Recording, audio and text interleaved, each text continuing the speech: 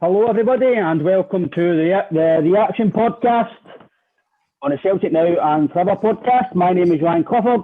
Today I'm joined by a new guest on the panel, Jack, and a regular on the panel, Robert Boyle. Jack, Robert, how you doing, lads? Aye, good, mate. Cheers for inviting us on. Look forward to it, lads. Cheers. And yourself, Rob?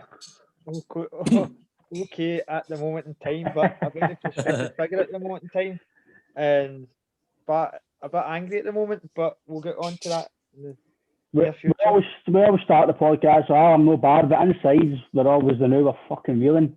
But obviously, Jack, since you're just on, mate, your initial thoughts after the game. I know it's going to be a bit bleak, but what was your kind of first afterthought after the final whistle? Well, before the game even started, Ryan, mate, don't know about you, but I had the feeling that we were lucky to even get a point here. After the final whistle, just the way Lennon walked away, he put his head down, and it was as if to say, for once, he knew that was it, time. But he came out and said after the game, and that doesn't look like that's going to happen. People forget he's got a family to look after. He's a millionaire as it is.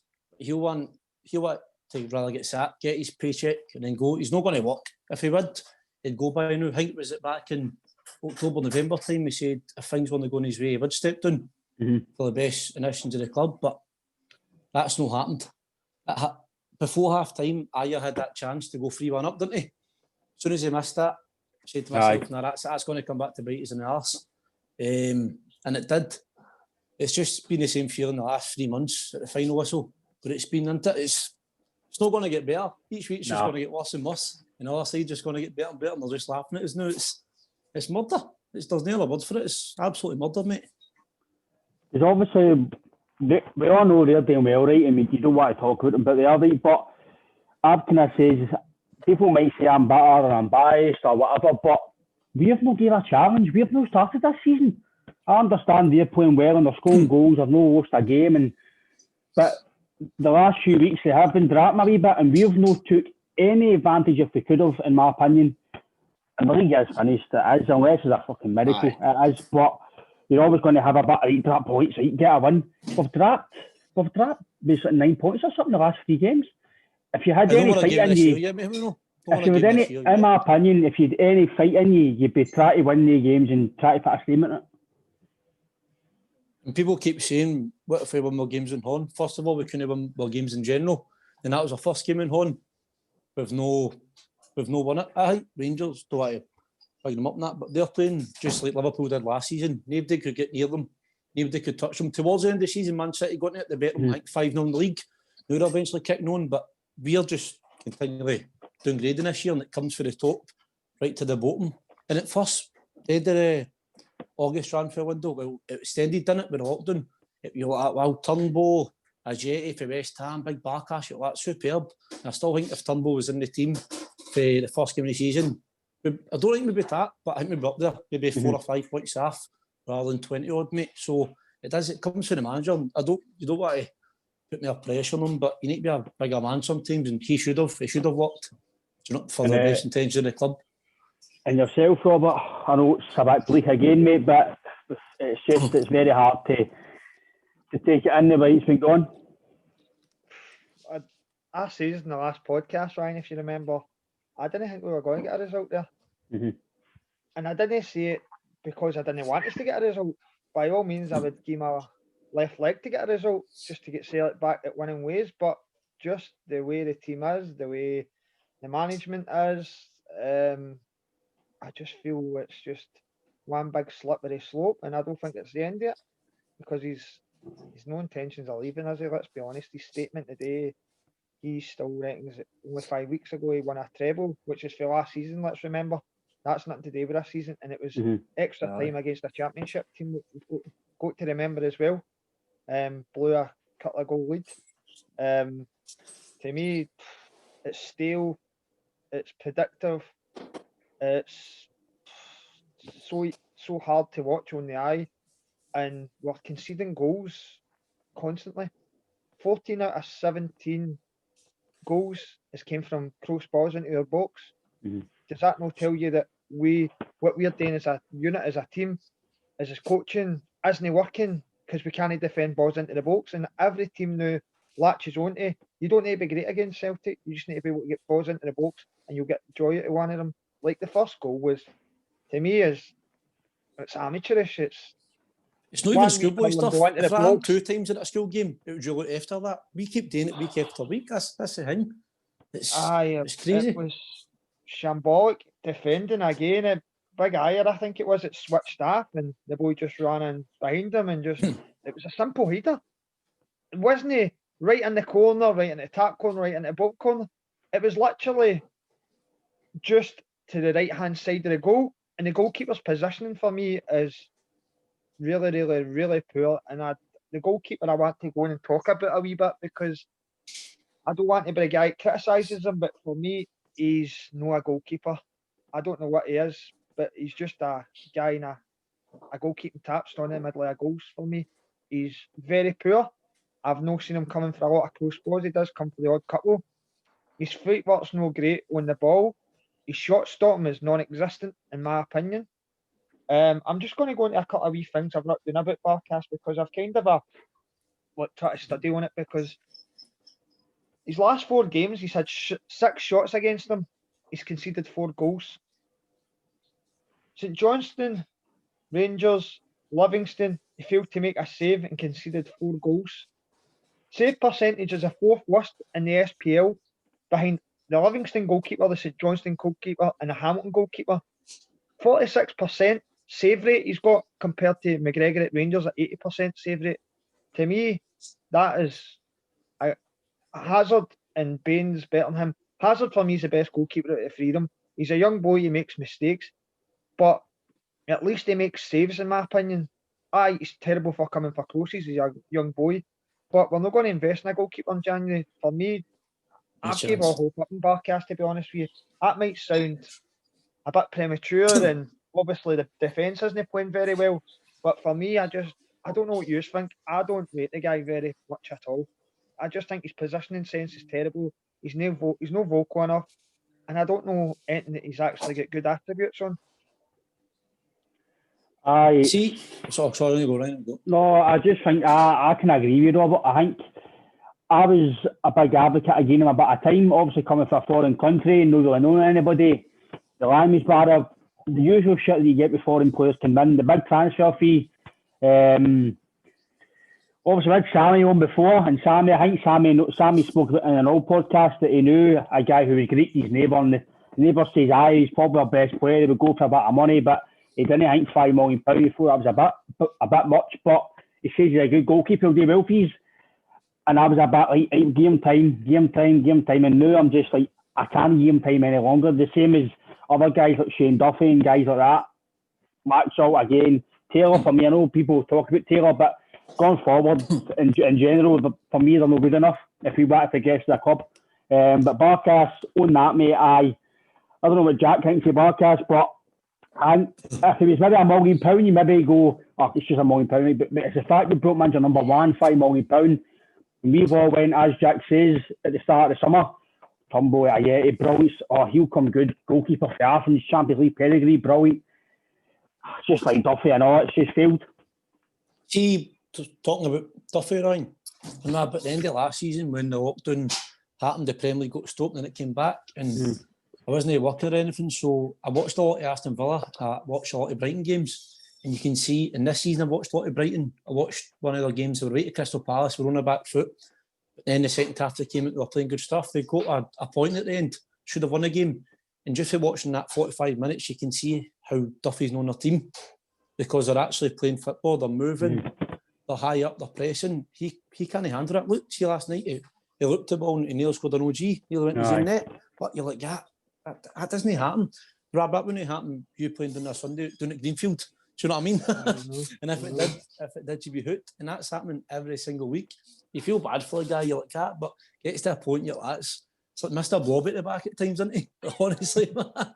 It's hard to watch, man. And see, I don't like criticising football players because I'm not that level, right? But they're getting paid that money, mate. It's a difference. I don't want to criticise my own team and professionals in my own team, but we've obviously just talked about Barkas now, but we're going to Duffy, but I don't like criticising players. I don't want to come on here or sit in a pub, obviously now because of the situation, but in general, and slaughter my team, because at the end of the day, you're kind of like your idols in a way. You fight to see them, but it's very hard to watch mistakes. That if I made that, as you say, on a Saturday or a Sunday, I'd be getting my balls booted. I would be That getting would go off the through park. me. Do you know what I mean? So Aye. I agree with Robert. I think Barkas is. I don't think we'll sign another goalkeeper this January, but in the summer, it's it's probably the main position we need to get right, because for me, it totally leads onto your defence, your midfield, your striker. It totally derails your full team if your goalie's no on form. See, talking to goalkeepers, it was a big gamble paying that money for somebody that doesn't know the league. I played at Parky maybe 1 or 2 times, the Champions League qualifiers and stuff like that, and played really well. But I'm not Solanco, but see a big Marciano for Hibs. I would have maybe gave Hibs, say $500,000 to $1 million, take him. And if we did sign him, you could you don't want to build a team around El Hamid and Beaton, right? But if we did bring him in, say El Hamid at right back, Beaton if he needs to cover centre back, which he shouldn't be in the first place, or centre mid, just a wee good, what's the word? Good. Oh, what's that one? Like congestion and stuff like that. Aye, mate. Aye. I don't know, but that was a big chance, and he doesn't look confident. I don't know if it's just his face, his expression, the emotion, but he doesn't. In a way, he looks like a big guy to be up for it. Maybe something about him, but there's just been nothing. I think he's had one good game away to Ross County, and people like that. Oh, he's a brilliant keeper. He's brilliant. But see, for a Celtic goalie, he can't be judged by a game at Ross County if you've played brilliant. Needs to be the games at Ibrox and the cup games, and they couldn't even get a game in the cup final. So that really says it all, doesn't it? For me on this, your goalkeeper's got to have some sort of character. You know what I mean? Like a Schmeichel, a Boric, a guy like that. I'm not saying you get a lot of them doing the modern football, but a goalkeeper's got to be kind of a bit, let's say, half his seed, because to be a goalkeeper, you need to be brave. You need to be in people's feet. You need to come for crosses. You need to have a stature about you, and he's like a quiet boy in the classroom. Now, like a new boy comes in, starts into school, and he doesn't talk, and he's just standing in the corner. To me, that's the type of guy he looks. He doesn't look like a guy who would mingle with the first team squad, get involved in things. He probably a lot of homesickness and stuff like that behind him. I'm not saying the guy won't come good, but right now, I just wouldn't play him, because we're obviously dreadful and he's no help matters, and the guy's obviously going to take a lot of criticism as the rest of the team's taking at the moment in time. I can see as well with Barkas, obviously Greek, right? And most Greeks, they are friendly, but they've got a nasty side to them. Greeks all these foreign boys are, some of them are heavy-handed, do you know what I mean? And as you say, it's a bit of a nutter. Well, that switch. Aye, they've got a switch. Like, people might not like you talking about Rangers on Celtic podcast, but Alan McGregor is a top-draw goalkeeper, and he is a bit of a nutter because he's a winner. He's a winner. I see out of our full team, right? Lennon says in interviews it's the same training, it's the same philosophy. It says, well, something's changed, because they players don't turn bad players there, right? See Shane Duffy, right? People are saying he might not play the Brighton, right? But he's an experienced internationalist. He's the captain of Ireland. He's came here, and again, he's regressed, just like a lot of players have regressed. McGregor's regressed. Fucking El Hamid's regressed. You guys have just regressing all the time under Lennon. Edwards regressed.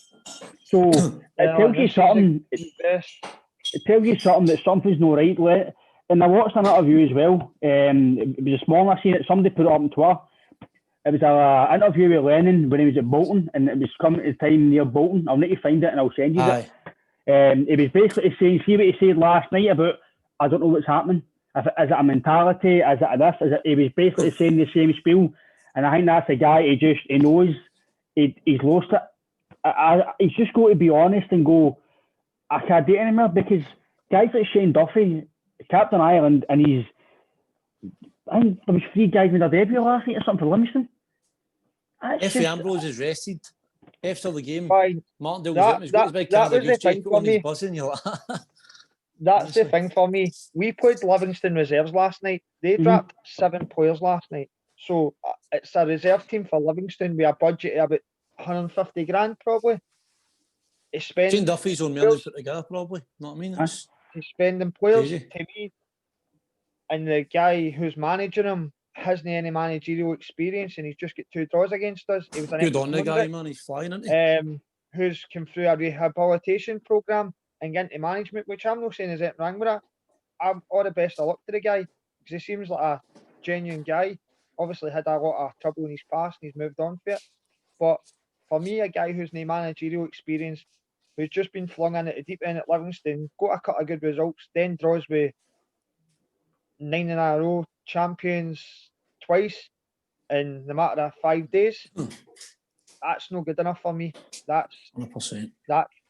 There's a fact on Stuart Kettlewell and Lennon's record. I'm going to just try and find it here, right? I seen that on Twitter yesterday, Dab, actually. I know what I've thought about. 2 wee seconds just to try and find this, right?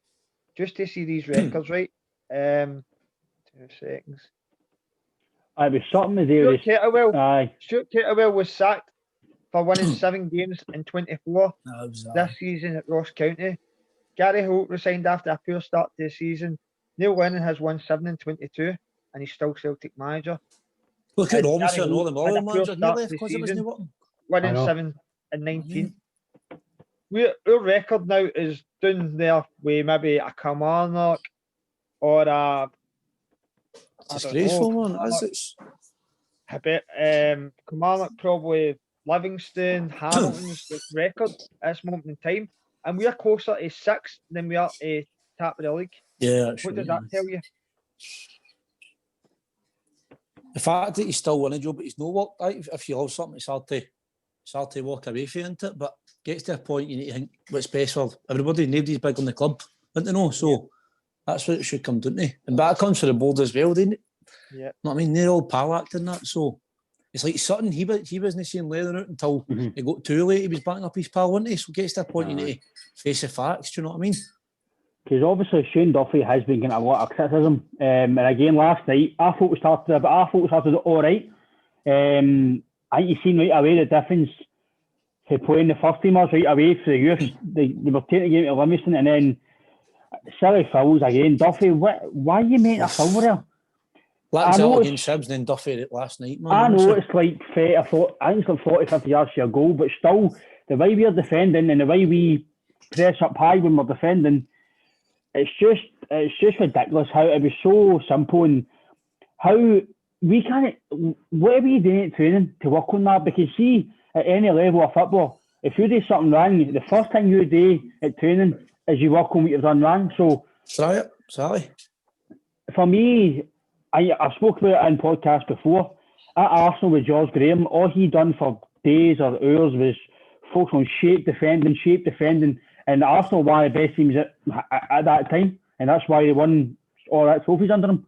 It's for me, I just don't know where to go when it comes to defence because I feel for Ajer. I thought Ajer's, for me, has been one of your best players this year. And I'm starting to actually really rate him in a way. And I think he will go for decent money. I think that's maybe, if we don't qualify for Europe next year, I think 2 or 3 signings might cover our back. But you shouldn't be expecting that to give you money. But the defence for me is, I know people say Taylor had a good game, but see, going forward, Greg Taylor for me is not going to be good enough. Nobody will convince me that he's good enough to play with Celtic every week, especially in Europe. If I'm too critical, then fair enough. But going forward, we need to sign better defenders because it's just not good enough the way we've been playing. It's like we Frimpong's the same. See the amount of times Ibrox he'll get in the final third, and then it's like it rushes to seed. It gets too excited because his feet are that fast. See if he'd up with a bit of composure. Like Tierney was good. Tierney just always whip it across the face. Sometimes he'd cut it back to the edge, but it's Rogic and McGregor gone onto it. But now it's just a case of whipping it in or too high. And if it's no Taylor, it's Frimpong. And I, to be honest, mate, don't disagree. But I like Taylor. But in going forward, he's no the answer. And for Celtic, he's no. I think in the league you can get away with it, but feel like we playing Champions League football, get 60,000 playing like Barcelona and all that again. We need to spend, mate. That's what it comes down to. It comes down to spending, doesn't it? And signing guys for Kilmarnock and that, it's no going to do the job, is it?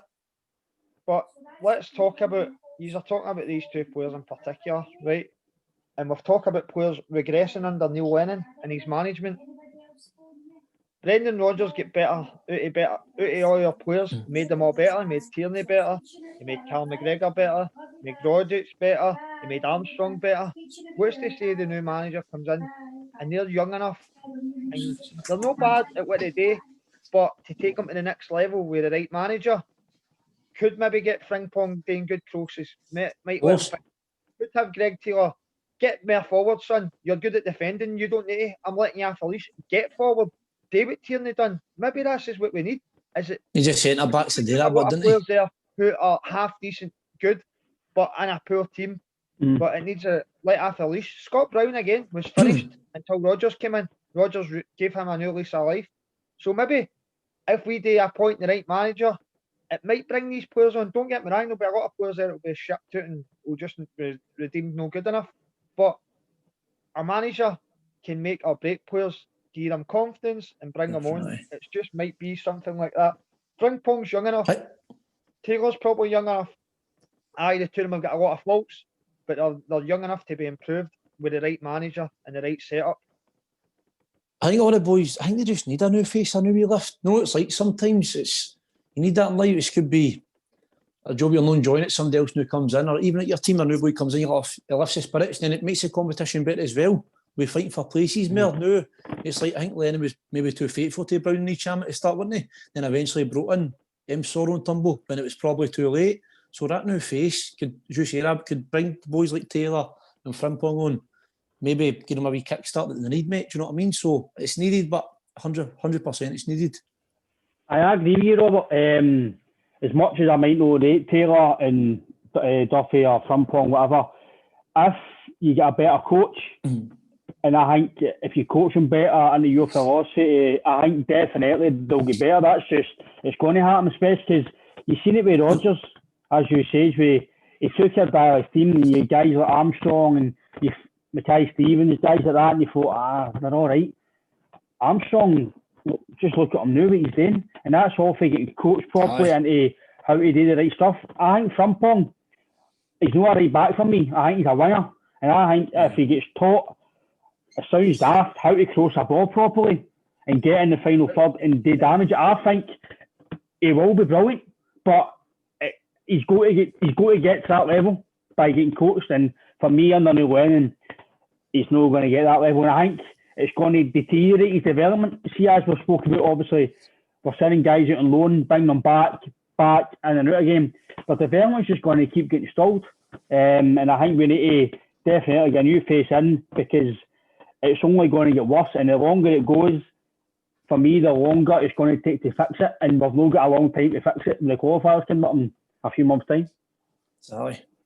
Still got a Scottish Cup to play for, but I don't accept no chance we would probably get beat for Livingston or Ross County that again. Do you know what I mean? If they draw them, so it's needed. And you say every week it's getting worse and worse, and it's embarrassing. This we've won. We need to be grateful we've won Everton the last 9 years. And then last night you're like, are we lucky at times at 2-1 up for 10 minutes? We're flying. Good moves, good wee 1-2s. Ayer gets that chance. If he scores, it might have been gone on 4-5-1, but you miss that, then you know it's going to come back to bite us, and it does. And that's been the story of our season. And it just needs change. Look at Bayern Munich, they didn't sack their manager when it wasn't working. Right, and do you know what I mean? They're going for it as well. So PSG sacked Tuchel. Aye, mate, it's Pochettino just got there and then they won a trophy, lift the team spirits again. Juve and all, the Pirlo's their manager, they've just won something there as well. I think last night they won it. One of the cups, Super Cup or something. So it's needed. Aye, mate, it's needed, man, big time. Aye, it just needs a refreshing. I think a lot of the players are still under him, and that's just simply it. It's still under the management, the coaching staff. Probably players don't want to be there now, and a lot of players are just probably playing as individuals, and a lot of players are wanting to get out of there. You know what I mean? So it's. Do you think it gets me, Brian? See, at the start of the season, they came at the press conference and they said players have approached him, telling them they wanted to leave.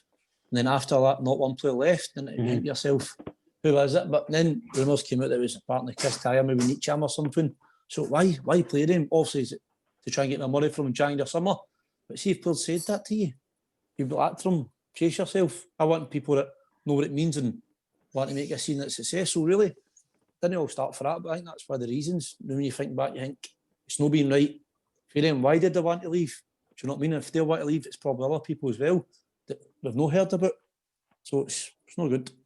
It looks like a split dressing room, doesn't it, with players? I know there's no big rift, but doesn't look like a lot of players are on the same hymn sheet or going in the Oh, you same can tell direction. off miles. It looks like cliques, looks like a wee cliques or just in their own wee bubbles type of thing to me.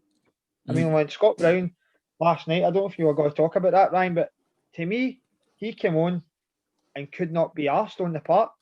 Got himself sent off and walked off. Laughing, but As if he was playing in a charity match or something. To me, that's what it looked like. He didn't really give two monkeys. And the UFC's known to Saturday, do you know what I mean? He thought it was last night. A spinning elbow, man. What's he doing, man? What's he doing? Your club Honestly. captain, and I get he's frustrated with playing, but today that was just absolute stupidity. And if I was Neil Lennon, I'd have come out and slated him. Like, my club captain, I'm trying to get him back in the team, and he goes and lets the team down. He didn't slate him because it's his mate, but anybody else in the team that done that last night, Lennon would have been out and gave them dog's abuse. I think that's because it's a pals act today too. You seen him before he went on Lennon's lap, packing it back. You seen before he gets going, but hurry get on, man. Cameron's chatting, look off, don't you get started on him, man, honestly. To looking at the iPad. It's snowing, couldn't you see the iPad? It's covered in snow. And he's sitting showing his iPad. What are you doing, man? That just gets you. See, or that iPad stuff, I'm like, come on, just all you need to do is tell the guy what to do. All that should be done. I know football's moving on and it's all about technology and this and that and sports scientists, all that shit. But you don't need an iPad to tell you what. Scotland doesn't need to be told what to do. He's done it for fucking 10 years, 12 years. You know, hang on, mate. My dad said this, see, when you're going for the biggest season in your lifetime, in any Celtic fan's lifetime, and you would gear up for a season, right? Whether we don't win something for the next 9 years, but they don't win 10, right? We win 10. In fact, you would do anything for it. See the fact that you get an assistant coach in for League One in Peterborough, right? Does that not really? I because he's that, but should you not be in for hire? And I do coach myself. People that don't, like what Martindale, don't play, I love to see them getting high up in football. But see, when it's this one season, surely you'd be breaking the bank to get another coach in. Even though Lennon should have probably been the manager this year anyway, and he came in for Rodgers, should have been that few months spell, get league in the treble that season, then he wouldn't have been here. But when we're going for 2 in a row, bring that guy in for Peterborough, and when he came in, we thought we were getting that Tony that then went to Brentford. Apparently, he loved that Stratton. We didn't get him. Brentford got him now. He's absolutely flying. His goals ratios down there's superb, so that's another miss. But when the Celtic fans, all you see is Twitter now, it's Cameron Stratton. So the memes are slagging him. So again, it comes for that again. It's decision making. Bring that guy for Peterborough. Do you really think Scott Brown and when that young boy, what's his name, Okoflex, had their pause and listening to Lennon, was listening to Stratton when he's giving him instructions? I know. It's just why you go on the pitch, man. Do you know what I mean? It's getting the club a red neck. I know it's the way football goes now, but just it's no right in my opinion, to be honest. I see you're talking about Brown, Robert. Aye, definitely, because see, for me, I know we're maybe going to head ourselves talking about Brown here when it comes to subs, but why even put him on? Doesn't he need for Brown on the park? No need for him. And then he's taking Tumble off, and he's took Ayer off and he's kept Christie. See for their goal, Christie was shocking. He tried to do the boy. Anonymous, man. He tried to do the boy. I thought he tried to do the boy. He was a coward, man. Why you just stop it close? And stop it close, and that doesn't happen. And then you're putting pressure on your defence, who can't defend now. And the goal was a shambles. How it went in was a joke. But again, I just think Apple Christie was shocking. See, back to the game. Well, have you seen a big guy, big Jet, Emmanuel Thomas, who scored? He used to be Arsenal years ago and that. See the game at Parkhead at the weekend there, see if he was on. If he came on, I think they would have bet us. I think they would have bullied our centre-backs. Because he was just strolling about and fair play to the big guy. He was defending well. Then he got his chance and he took it. But then again, Lenny putting Brown on. At the start of the season, he put Brown on the last, was it 10 minutes at St Johnstone? We went 2-0 up. So you go, fair play if you're doing that again. But then the Hibs game, when we drew 1 each, it was that when Tumble scored the free kick. The last 10-12 minutes, we'll see when Tumble gets a chance like that towards the end of the game. In your head as a manager, you think, I've got one of my star players, one of the best young Scottish prospects in football. I'll keep him on in case we get a chance. Why take him off? Why not take Christie off? He's been anonymous. So if you're going back as a manager and you're thinking, I'm going to put Scott Brown on, start of the season, I put him on, he gave the team a kick up the jacks they need. They went and scored 2 goals. But I'm taking Tumble off, who can win a game like that, or score a class free kick, or make make something happen for a set piece. You're like, it doesn't add up. And that's just poor coaching. It doesn't add up. It's one thing or other, and it's no good. Be some points like that. So it's. See, yesterday, the league's gone, right? It's gone, but you're drawing 2 each, right? A draw's no use. It's more or less a disaster because it's just putting more pressure on you. But a draw, a defeat, it's no much difference, right? So why does he not take one of the players at the back half and put a Yeti on and just go free up front? And that way, you go, at least you know what he was trying to do. He was trying to win the game, and if they sucker punch you, you at least know what he's trying to do. See, that's like for like, bringing one player up, bringing another guy on like for like. And as you say, Ayer was quite rampant down the right-hand side attacking. He's nullified that. He's put Frimpong on, but obviously he's trying to get his pace. Didn't work. Brings Brown on for Sorrow. I don't know why. Take Sorrow off, put a Yeti on if that's the case. Try and go for it. Try and expand it a wee bit. It was just too many likes for likes, and you're not going to get away with that in football because you need to have something different and try and mix up a bit. Put pressure on their defence with 3 strikers up there. He's not got a clue, man. That's simple. Saying that Ayer's playing well when he went in that big run. Ayer's at right back, but see if he's having a good game, why not take one of the other? Centre back, so Beaton or Duffy. Player. I know he's wanting to keep his centre backs compound and get used to each other, but I would have rather took one of them after Ayer, after to be honest. And put him in at centre half and put Frimpong right back. Exactly, mate. Out for the back because he's good at that with the ball. He could have played just free at the back last night the way they're playing. That's what I mean. Again, it's pure coaching, pure decision making. If you see the subs and all, see if you're a Yeti, you must be like, what the fuck am I doing here? I understand he's came to West Ham, he didn't play a lot, and Lennon said he's got to get fit. He can't get fit if he's sitting on the bench. Your Kamara's had a few chances. Again, the only judgment I've really got on any signs is Barkas and Duffy, right? I'm going to preserve my judgment on Kamara and Ayeti until you get a fully capable manager who's coaching. Because I think Ayeti will score you goals. Seen him for Basel, he was brilliant with Elanusi. The two of them linked up, and you can see that briefly when they play with each other. You seen it in Lille. They were brilliant with each other. I thought Ayeti played well. Again, Lille played well, and then the next day he's in the bench. Yes. As you say, Jack, it's poor coaching and poor management. Because I know there's rumours about the board signing players, but Lennon's come in an interview and says, I spoke to Ayeti, I've been watching him for a year. So right away you're taking the flak for if somebody's failing. See the thing about Ryan, see when he says watching for a year, how could he watch him for a year and only played a few games at West Ham? You know what I mean? So it's exactly. Can I just go for and see how Elanusi, I think he has got a bit of his goal last night and I think he has got a wee bit of class about him, but I think he's a type of player that needs coached. Aye. He needs, see when he goes back to Southampton, if he gets a shot, see the manager, I really like him. He was at Leipzig before and I'm surprised he went to Southampton. I think he could actually do well with Southampton if he goes back next year, mate, with a manager if he gives him a wee bash at it. But some players just need coached. And Lennon, you don't know when he played, it was that simple, but how good he was, the team he played with. It reminds me sometimes Roy Keane. Roy Keane couldn't really manage at top level because he was too good a player. He would just expect players to do that. I think in a way, Lennon's the same because I may go away with it last year because Rangers came back from Dubai and he made an asset by herself on the rain downfall. This season, the only person for Stockton is winning the league is ourselves. And it has been fair play at the end, they've been flying, but look at our daft mistakes week in, week out. It's what it is, man. But it's easy to play with no fans and no pressure. That's what my dad said. If the fans are going to let that happen. As much as they've been all right, they're playing with no pressure and no fans, and we're no letting them fucking. We're not giving them any pressure. It's about So time they we can did come it. out every game and play how they want. I think, in my own opinion, I think if we were right up their arses, neck and neck, and giving it a go, they would falter because they wouldn't deal with pressure because they've never dealt with pressure. But as you can't, as but in a way, we can't say. I know we can't say the what from Bucks and Rangers fans saying, "Oh, 1 year you've had a team coaches and you've bottled it." But I said when Rangers came up, in a way, they're overachieving because they're still in the tap 2 tap 3. But see, when there was warning signs there, we should have been like that when Rodgers left. Most should have been like, right, we can't take any chances. When they put us at the Scottish Cup semi-final penalties, Tyler, he owned up. He went, right, end of the season, I'm off. I think after Rodgers went, Celtic could have been more clever. It came out that Lawwell gave Lennon the job in the shower. I know. You're like, right, all right, fun and games. But then, like me, on that day, I was like, oh, yeah, Dan, so you got the job. My mate Chris was like, Jack, this isn't good. I went, you got a chance, did this.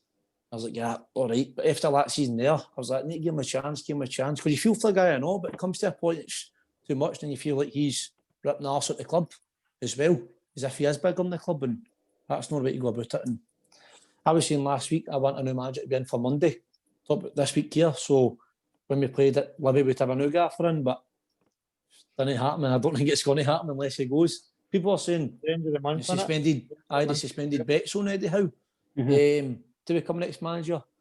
So but if it's true or no, is it 20 people went and bet Eddie Howe? Exactly. It means nothing, doesn't it? But it's doesn't mean anything. He's sitting in a Celtic press conference with a Celtic Jacob on, as far as I'm concerned. Exactly. Because better happen soon. Until I actually see the guy there in my own eyes. I think it's going to start to affect Leonard's mental health and all, which you don't want. And see when the fans, I don't know about yourselves, right, but I didn't go down right. I just thought, you see people's point, but I think that's made the situation worse. I think the board are being let off. Now, stuff a lot easier, we're not sacking them, as if they'll give in to the fans. So I think, see all the riots, I don't think that helped the case whatsoever. I think they'd have looked like they gave in to the fans if they let them go in. I don't think that. You can see people's points for doing it, even though it's a bit shocking what happened in that, but I don't think that's helped the case from still being at the club, to be honest. I think that's an excuse to tell you they weren't playing him off. That's my own opinion. Isn't it? I think he's not going to walk, as you've said, Jack and Robert. He's not going to walk because, end of the day, he's got a family, as you say, Jack. He's got bills to pay. If he leaves that job without a compensation package, but he's not got a job, and especially the current climate. And see, my own personal opinion, don't know what you two think it, but I think he's going to find it very hard to get a big job again. Because for me, unless he goes like Asia or something like that. Who's really wanting him? Because he's inherited a very, very talented squad of players, in my opinion. You've only really 2 or 3 players really missing for last season. No, if any, actually, to be fair. And you've added, so he's took care, realistically, a Brendan Rodgers team, apart from maybe Sinclair and Armstrong and a few guys. But he said it was the same training, the same philosophy. But see, right away, I understand he's saying that it's worked for Rodgers, so I'll continue at the end of the season and we'll go. But if he's saying it's still the same, that's still he's not put his own stamp on that club. So the club is going in an old regime, an old structure. And as we've spoken about before, Robert, the structure's got to move. It's got to go forward. It can't keep continuing to, as we've said, be still. Well, it's not the same training regime. It's not the same tactics. It's no, because he changes his tactics every single week.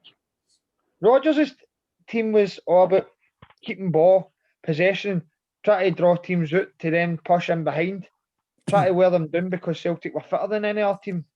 That Celtic team I know is lucky if it lasts 55 minutes and it's blowing a gasket.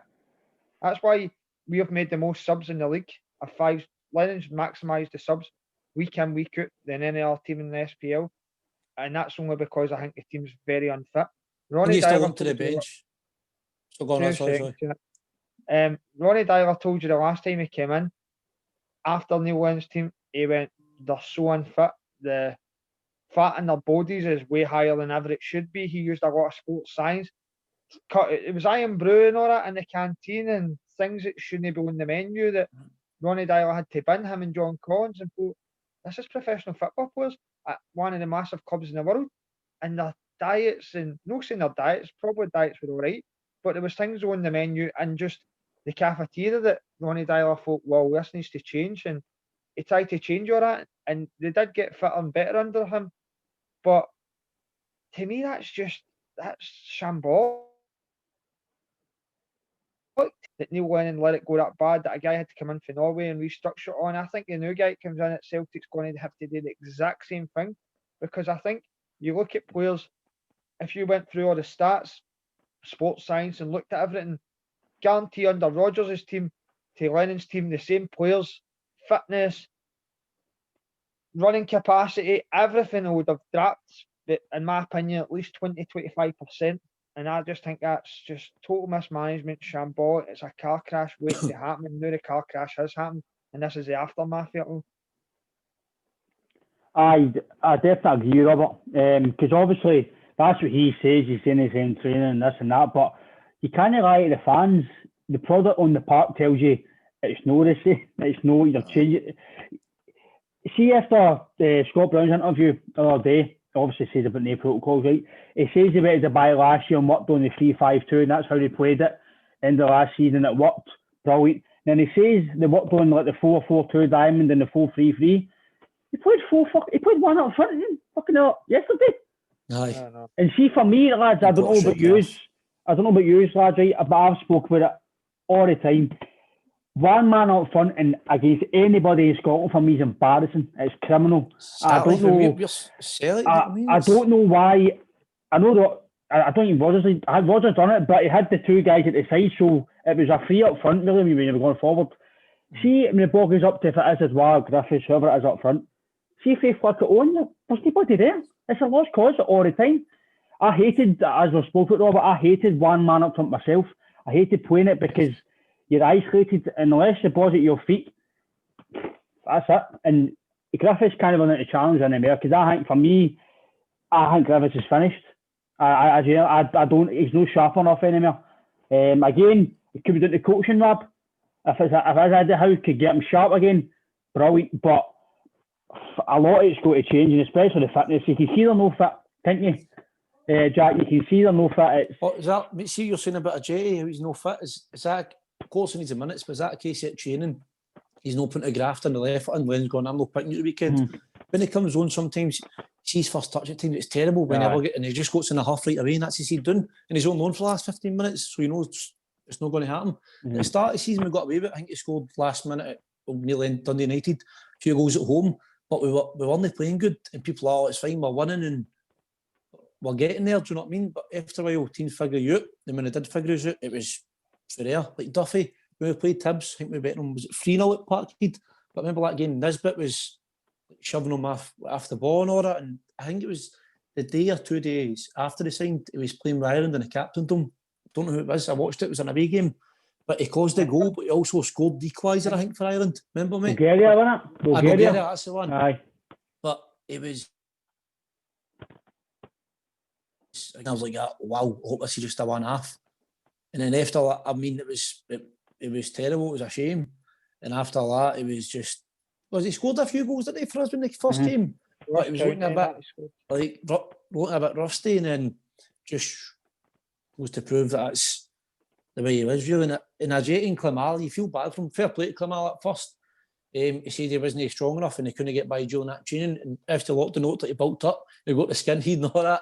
But I just don't think they're Celtic players. And I was actually watching a thing on YouTube today. It was like Celtic, like duds that was saying Jai, and he saying the last few chants. It just popped up because I was watching something before it. And the money we spent on like Ibuki, Ase and other players, you're like, it could all add up to, instead of paying 2-3 million for a few guys, pay 8 to 10 million maybe for the one guy a season and go for it. I think we signed too many maybe sometimes. I don't know. It's too many projects. Sign guys on the doing it. See, when Rangers signed that Kemal Roof, I was a bit annoyed because I would rather we got him.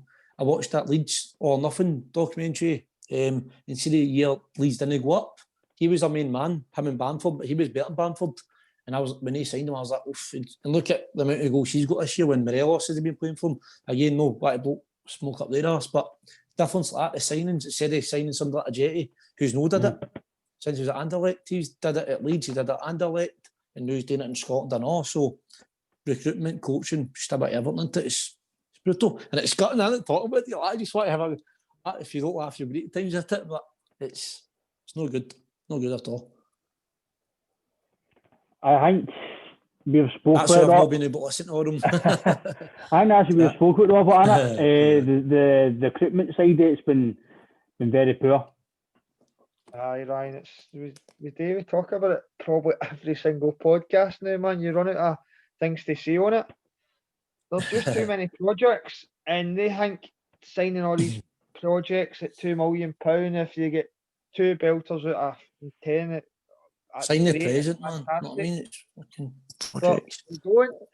In years gone by, we do have the odd good one and the odd cracker, but you really need to do your homework on players now. For a young age, you need to see what mentality they've got. Will they last in the Goldfish Bowl, as they say in Glasgow? You need to really do your homework on signings now. as Jack says, they go out and sign a guy like Kamal Roof, who has proven throughout his career he can score goals, and they got him for a no bad fee of $4.5 million, I think it was. And the guys came in and done. We have no signed anybody in the last 18 months that's come into Celtic and went into our first team and improved us. So that's the difference. We've signed loads of players who have came, maybe thought were going to improve us, but have none. None of them have come in. And it's a lot of wasted money and a lot of wasted money signings, wages. And the new guy who might come in might not fancy these guys. That's a big, massive rebuild in the summer. But the news got to be the time the manager's got to come in, because the manager's got to come in very, very soon. Look at that squad, tell you what he needs, tell you what he wants to get ready. And they've got to get the fans on board, because the season book renewals are up soon. And the way it is now, thousands won't renew it. So the Celtic board are playing a Russian roulette here. They really need to sort it sooner rather than later, mate, because we can't keep coming on and depressing ourselves of how poor we were, same tactics, same spiel coming out in the media with Neil Lennon. Very disappointed. Thought we played okay, and you're going, it's like a pre-recorded message. He's done every interview. It's just too much that snooze, man, isn't it? It needs to change, mate. It needs to change. See, after the game yesterday, he says he thought he played no too shabby. Come on, are you joking, man? You can't kid the fans on, and you can't kid yourself on. Just be honest and say, as you says, he says in October that he says if it derails any further, I'll hold my hands up and walk away. Well, Neil, that should have happened after the Rangers game. It should have happened in Ferencváros. It should have happened. It's just getting beat 4-1 twice, but it's so many you could.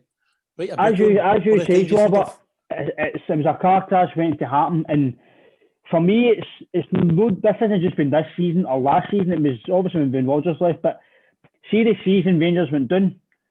We should have totally progressed and spent money. And again, as we've said, the fell asleep at the wheel.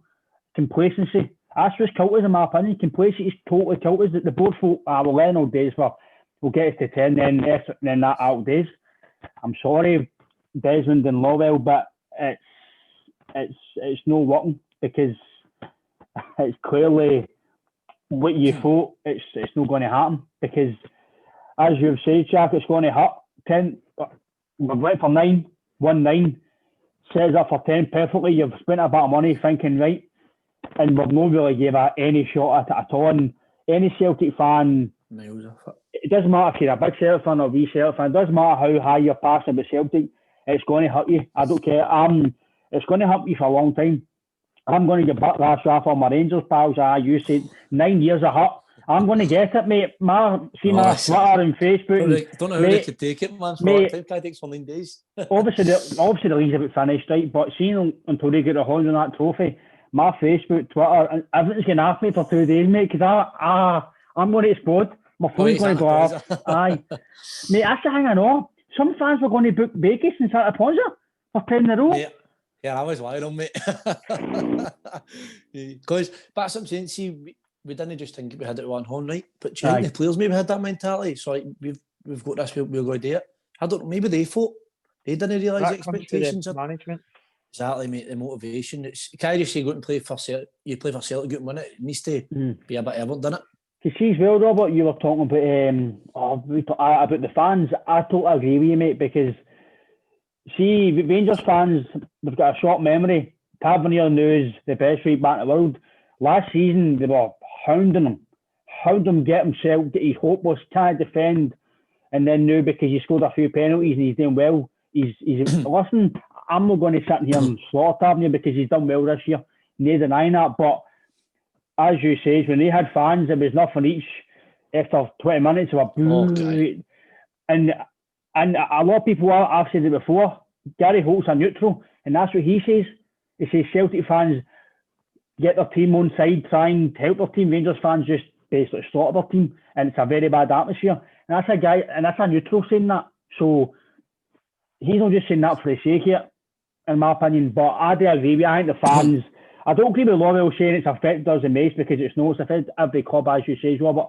All these wee teams can't play, junior teams can't play, amateur teams are not playing. So, but it is affecting the again. I think the players are used to getting to 60,000. It is a bit of level when you're going to Hamilton and there's no fans. See, in a way, but see if you're the capability to play, say, let's see, going to play in front of one person or 60,000 person, people sorry, it should be a canter for you. You're playing with Celtic, you should be like you out the road, we're Celtic here, go teach you a lesson. Like, in a way, so doesn't really, see, to be fair, that Tavernier, maybe other people in his position will in a way, he's got boss, or his stick, he's got the biggest season. If for Rangers, it'd been the biggest embarrassment for Celtic, biggest achievement. He's trying and he's stayed and trying to a club, so you don't want to see it, but in a way, you need to say fair play to them, do you know what I mean? But in a way, 60,000 or zero fans, you're playing with Celtic, you should be able to go and beat anybody at home, do you know what I mean? Whether that's League or Europa League at a decent standard. So I think maybe as fans we're just using that as an excuse. I think if we won the ground, it wouldn't happen because everybody would be off their seat, shouting and bawling like mad. But you're playing with Celtic, you should be able to beat anybody, whether there's no fans there or there's a full house there. Do you know what I mean? And the players certainly can't use that as an excuse as well. That's just looking for a sympathy vote, do you know what I mean? If they use that as an excuse. I think what Robert was saying about the fans, but I do agree with it in a way. I understand your point, Jack. It is, people might say it's a bit of an excuse, but it's, as we've said, Robert, everything that could go wrong this season just totally went wrong. Yep, but see, when we are signing players, Ryan, this is you've got to have the mentality to play for a couple of Celtic. No, that's true. You've got to. That's where you've probably got to do a lot of background checking players to see what sort of mentality these players have got. Because if we've all played football in our careers, your principle is to go and play at the highest level, play in front of fans. But throughout your career, for a young age, you play in front of your man, dad, maybe your uncle, maybe your auntie, maybe 20 people on the touchline. So you aspire for a young age to go and build on that crowd and get better and better and better. So if you've done all that before, you should be mentally strong to go in front of Celtic Park and go, it's empty now. But in my head, I'm going to pretend there is 60,000 here. There is people in my head, my dad's watching on the telly. There is people there in the background who are supporting me and maybe giving you that wee bit extra. It's going to be very difficult, but it's difficult for every team worldwide. Your Real Madrid, your Barcelona, your Juventus, your Bayern Munich, everybody's in the same boat. But you know what the difference is? These players are mentally strong inside their heads. They just want to go and win games, and they're switching off of not having fans because that's what the best players do in the world. I think we do use too much an excuse on the fans. We understand they're a very passionate support, but we cannot use that as an excuse for fucking dropping so many points this season. That's down to the management, the players maybe not playing for them, and probably not signing the right players at the right times as well. So it's a lot of different things that's all just added up to one. It's just that's what it's come down to, in my opinion. I can see as well you were talking about obviously signing guys for the structure and the team and blah blah blah. That's why I think you need a better manager and obviously a better recruitment, because as we spoke about in our podcast, guys like, I know it's not going to happen, mate, but that mould of like your Ralph Ranieriks, they all get guys that suit that division, suit the club, suit their personalities, and they look at everything. And I don't know if we do that. If we're going to come in and fit with the guys that are in the squad already, football, as you say, Robert, football's changing. It's not just about signing a guy and getting your team. You need to know you got on with the group. If we be settled in Glasgow, if we be settled with everything's changed now in football. And I think that's one thing we need to do massive. Just on obviously the guys we had before. We had Rodgers and his backroom staff. James Madison's interview, have you watched it yet? No? It was spot. It was brilliant, mate, wasn't it? He was talking about how Rodgers and the guy Jack Lyons, the guy at Celtic, he was at Leicester now, was analysing his game, how he can get better. And it happened. He says everything we work on in training, we've done the park, and he says if you don't play with Leicester or Rodgers' teams, if you're no fit, you don't run, you don't do dirty work. And I think that's what we're missing. We're missing every single bit of that, and it just shows you. I know I said on Twitter, people are getting a wee oh, he's still a rat, he's this and that. I understand. At the time, he was a rat. You don't want to use that word, but he was.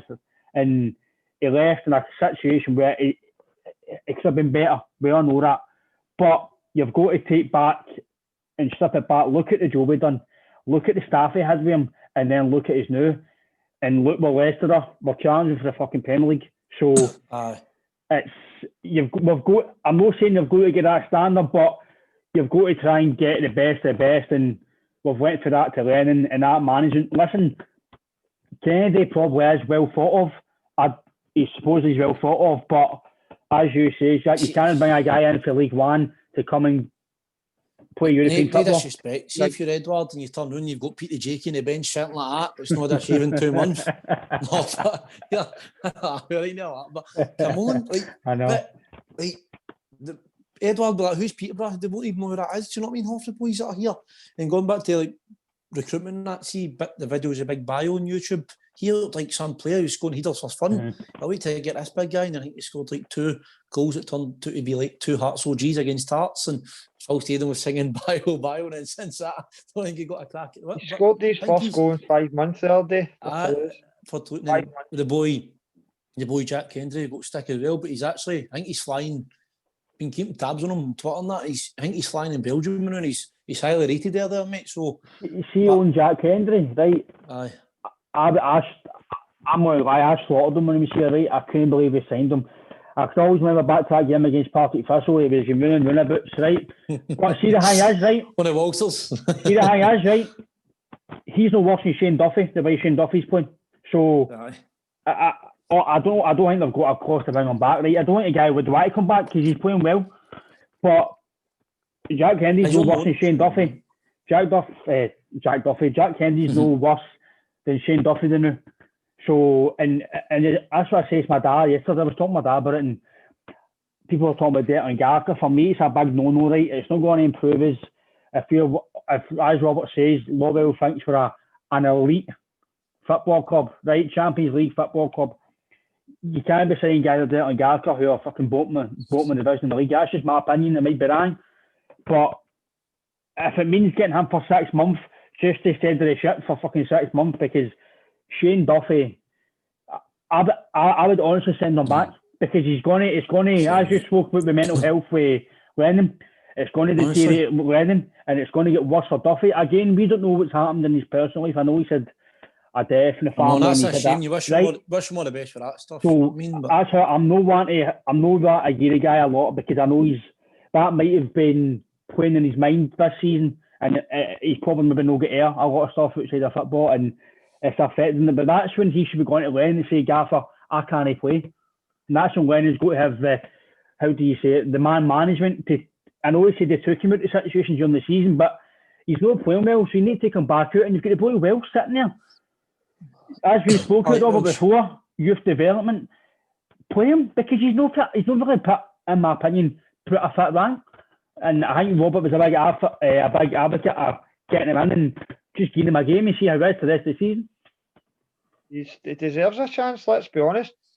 Shane Duffy's got to get back in the summer. In my opinion, he should be getting back now.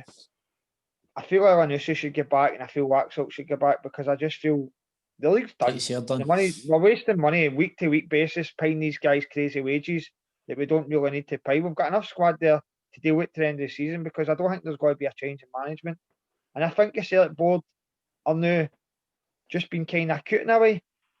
Oh, we'll assess it at the end of the month. This is the new thing that's might have come out. At the end of the month, the transfer window shuts. Mm-hmm. So even if they bring a manager in and the guy wants to go identify 2 players, can't sign anybody. You'll then need to go with that squad to the end of the season and then look at it for there. I don't know what the Celtic board's thinking, but the disconnect for the Celtic fans and the Celtic board is a way back to the Kelly era, when it was sack your board.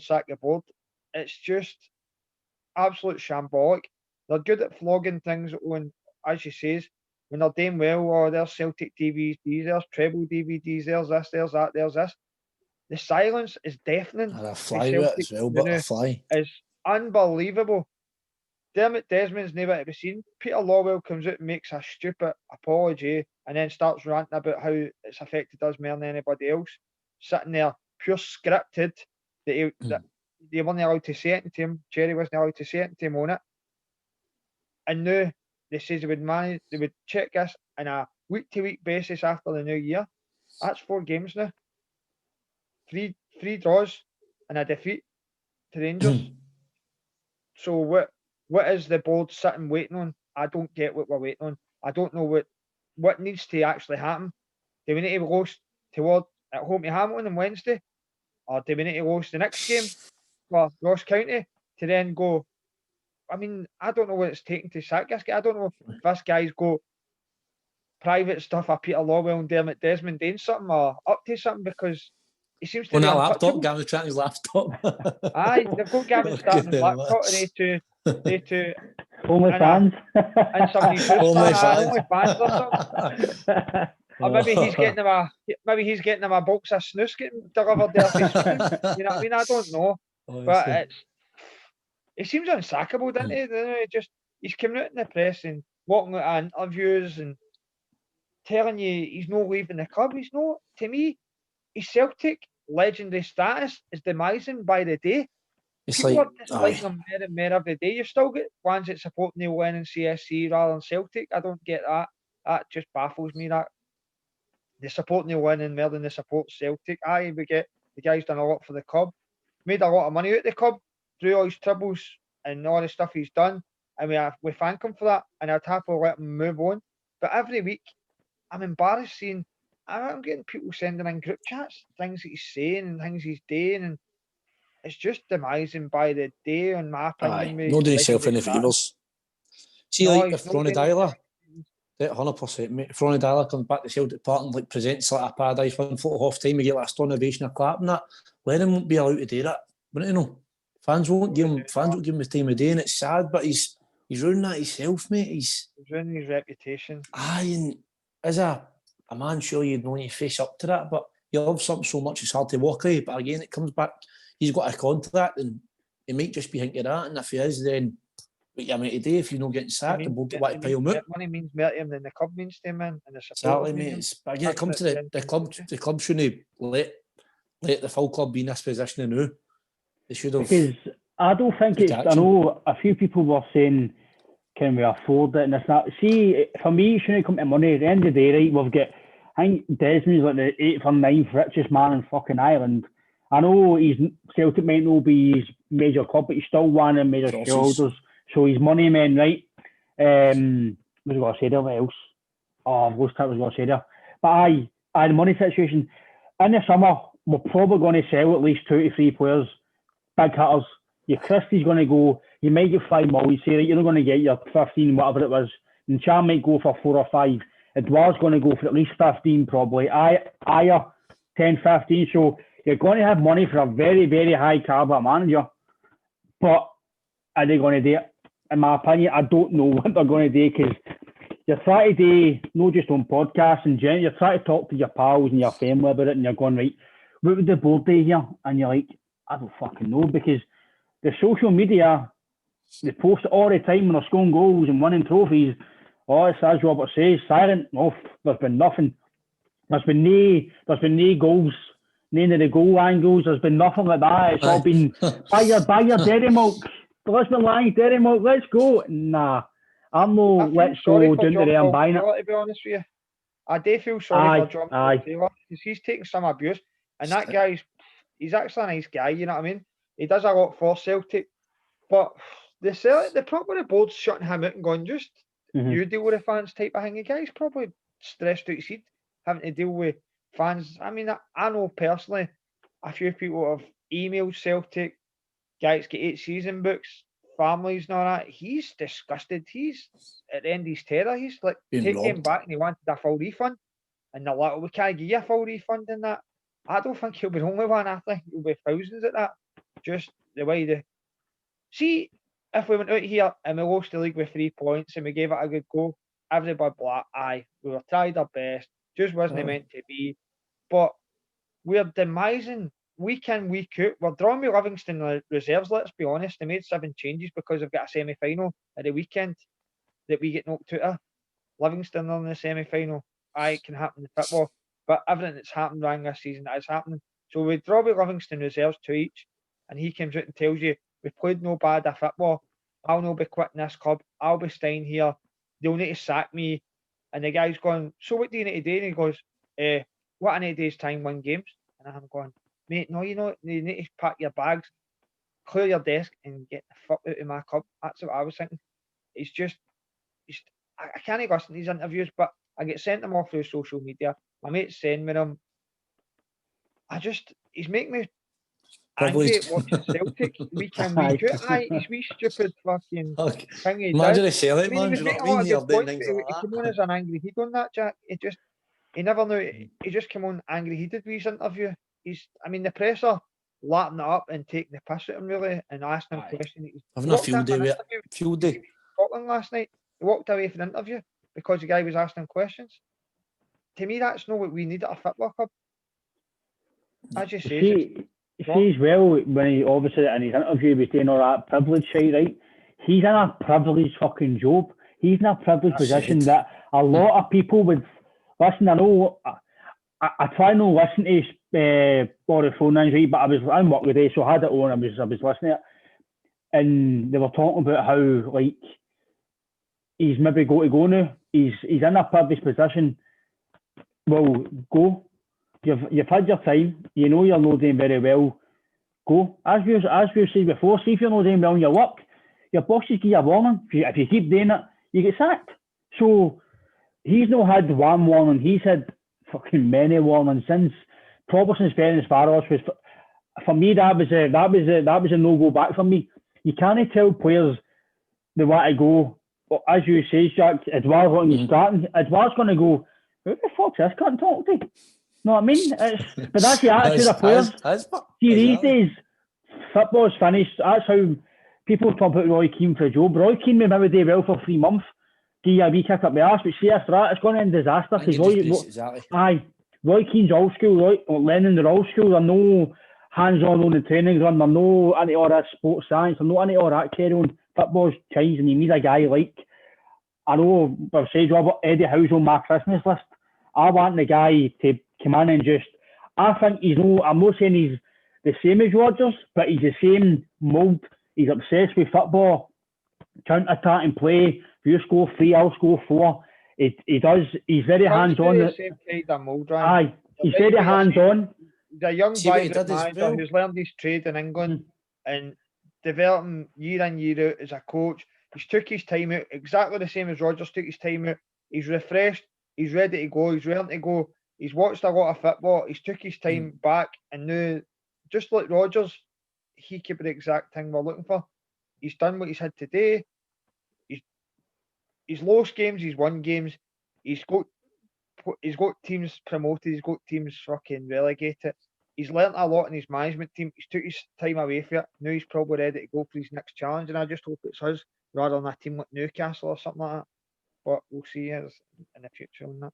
And obviously, going forward, Jack, if you've got any kind of suggestions about managers who you think should come in or maybe no come in, again, I'm Eddie Howe, mate. I've been a big advocate of Eddie Howe. I've said to Robert, I've watched stuff about him, and obviously England, he's took Bournemouth through the leagues, and people say he get relegated, but that's a very, very hard league, and I know they say he's spending £50 million, but compared to teams in the Premier League, that's fucking like us spending £10 million here. It's nothing. So, again, what's your thoughts on the kind of situation now? I think people don't, like Celtic fans, only take note what he actually did with Bournemouth, where they were, to what he took them to. Similar to what Rodgers did with Swansea, but he didn't start, is how did and how far he took them. Everybody knew eventually Bournemouth's bubble was going to burst on the wee stadium at 10,000, 11,000. Again, spending all that money, but nowhere near the budget of the bigger teams. But what he did for them, I imagine a manager coming up here and the players he would attract. And the good thing, if he did come here, he could look at what Rodgers did 2.5 to 3 years. They're superb, and he might end up going to get a job at Leicester, because by that time I think Rodgers might be at Arsenal.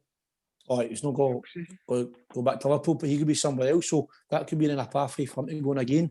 I think Celtic fans that don't want Eddie Howe are just silly. I think it'd be a major appointment, and the players he would attract. And he's managed in the Premier League year in, year out with a team like Bournemouth. Do you know what I mean? So in a way you'd rather that than a team that's only managed a good team, because you know that he can do a half-decent job with a basic team.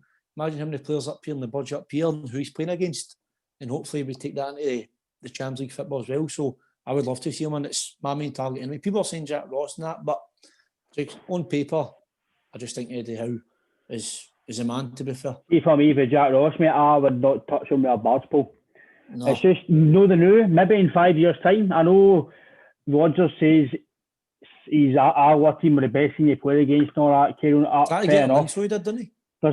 I'm not saying he's a bad manager. I just think for us right now, I think it's a very, very big job. This is one of the biggest decisions since I've been alive and a Celtic fan for the board to make, because if you make it wrong, Rangers should, as the tide could turn, shall we say, they could just go ahead, and we can't have that. After having the success we've had, you're going to go, wait a minute, man, we're not used to getting beat. This is why we're all getting up to it, because we're not used to seeing our team drawn against them. Well, maybe in the odd game, but drawn 3 in a row and winning games and getting put out our first county cup games. I'm not used to seeing that. So I think Jack Ross for me is, it's Sunderland. He gave a bit of money and he didn't get him up. And look at they're like Sunderland. They're not Celtic, but they're a big fish in a small pond in that league. Obviously they've been there for a while, 2 or 3 years now doing that League One, but they're still a massive club, and he didn't get him up with a bit of dough. So for me, maybe in a few years, Jack Ross, but for me, I think you've got to go for. But see, even the betting doesn't give you an inkling, as Robert said before. Rodgers came in when he was nowhere to be seen. So is it going to be somebody like that who we're saying he's not got a clue, he's not going to get it, and then boom, he turns up in 2 days' time, he's fucking holding the scarf up. Would you take David Moyes? No, I would take him, mate. Aye. Yep. I think West Ham fans are very ungrateful for what he's doing at West Ham, to be fair. You always see him moaning. Aye, they're doing brilliant. He's took them for 7 teams to a few points after top 6. He's doing brilliant, but they still give him a bit of stick, man, and Twitter and that. You always see things, but no, I think that'd be a good appointment as well. But I think I would probably rather Ed Howe, but to be fair. You see what you're saying there about the league, people, Rangers fans and maybe some Celtic fans might say we're ungrateful. See, if it was what Rab said, we got to the end of the season, half decent, we only lost the league by maybe 3 or 6 points, that's fair.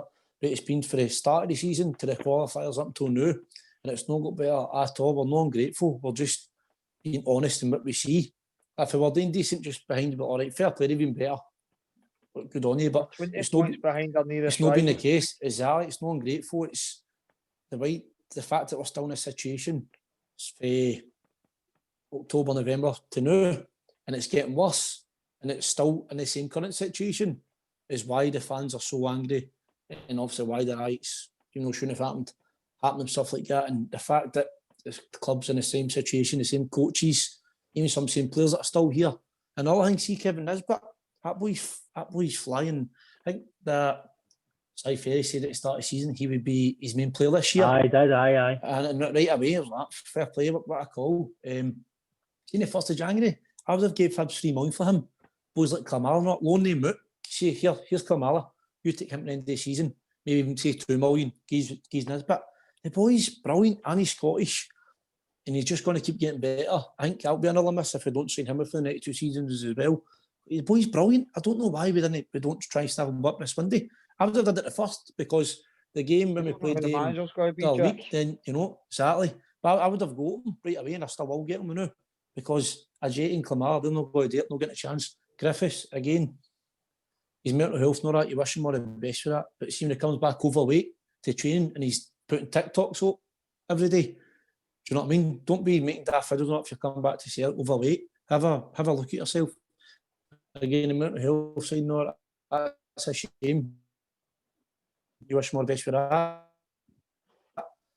Come back. The players need to have a look at themselves as well. Do you know what I mean? It's Len, it comes from the coaches, but the players need to own up. And again, it comes from Everton, from the top all the way down to the bottom. And the fans, I think the fans have been patient for a while. And then obviously, the carnage happened. Well, at first, we're not playing good, but we'll let them sit on. Eventually, they'll find their own feet. But no chance. And obviously yourself, Robert, and to say what Jack said there, and obviously your kind of last thoughts on the management position of the Celtic? You know my thoughts on it, Ryan. I feel it needs to change sooner rather than later, which I've been saying for umpteen months now. We need the appointment in. We need to look at a structure for the club. Might need to have a managing director at the club. We need to have all structured, and this all needs to be happening behind the scenes now for the start of next season. Because, as you say, if we don't capitalise, if we let this go and they capitalise on it, and then they get into the Champions League, they could be the tides could have swung in their favour. They could be the ones that are looking at, oh, we're getting to the Champions League, we've got money to spend, they have no money, they've rooted. It could easily swing so easily like that. As you say, it's the board's biggest decision in a right few years, mate. They've had it too easy now. Now they've got to go out and earn their money and show us what they're capable of doing and what they can actually turn this around. And they've learned from their mistakes. That's the biggest thing. I don't feel we've learned from their mistakes, because the Green Brigade put a lot of banners out and warned them, sleeping at the wheel, everything that was happening, and they didn't take it serious enough. They didn't take it serious enough. I agree with you, mate. And then obviously there's a kind of a sad wee bit today, Robert. Somebody you know, kind of nice wee message for his family.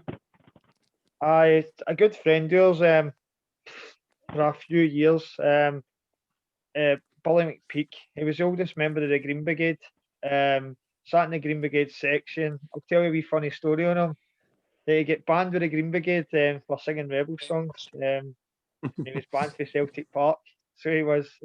But what a character, what a guy! It was actually a pleasure to know him. I just gutted what's happened. He's passed away through COVID, and I just like to say my condolences to his family and his friends, and hopefully I can get to his funeral and stuff and pay my last respects to him. He was a wonderful guy and a wonderful person, and I just loved being at football with him and the character of him and the laugh.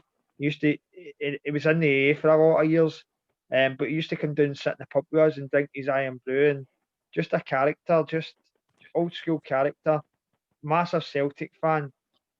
Lot of respect for him. Took us over to Dublin, stayed at his daughter's house for the Celtic Liverpool game. He'll be sadly missed, and there's a lot of Celtic fans through Twitter and Facebook who know him. I'd just like to pass my condolences on to his family.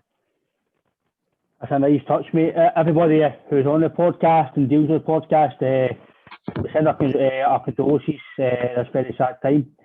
And also, Jack, you were mentioned before you came on that you do a bit of coaching. How did you get involved in that, and how are you enjoying it now? Aye, it's good, mate. Cheers. I was at college years ago, and obviously I was enjoying it and that, but then I thought, I was going to be a PE teacher at first, but I thought, nah, this isn't for me, or the essays and all that stuff. So I just thought about starting my own coaching thing. I got involved coaching my primary school team, then I took it for there and then just built my own business type. So I do like private coaching sessions, and I work in schools and all that too. Funny enough, I was actually working with Celtic. I was working with the Foundation, doing many programmes with that, but then, COVID kicked in.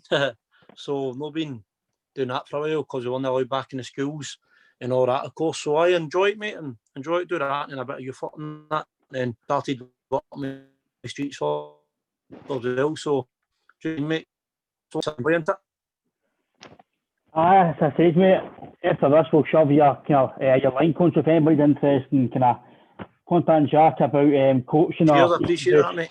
Even just a wee bit of advice about maybe starting a business up, mate. It's somebody to talk to, then fire away, lads. And obviously, brilliant, cheers. Come on, boys. It's been every week we come on now, but different people come on. It's, as Robert says, you don't want to really use depression because obviously depression is a bad thing, but you do get a bit depressed on with it. And again, it's good to obviously get your thoughts on the recruitment side, Jack, and what should happen, because it's good to get different people's opinions on things, because obviously people might get sick of me and Rab on this talking shite. So it's good to get different opinions, and I appreciate your time, lads. But that's us this week. Cheers, lads. I'm for my podcast. We'll be back on soon. Obviously, no game this weekend, but we'll come up with something and we'll give you something to listen to. But thanks for your time, lads. Jack, Robert, Cheers. take Thanks, care, right. boys. Cheers. lads. Bye-bye. Cheers.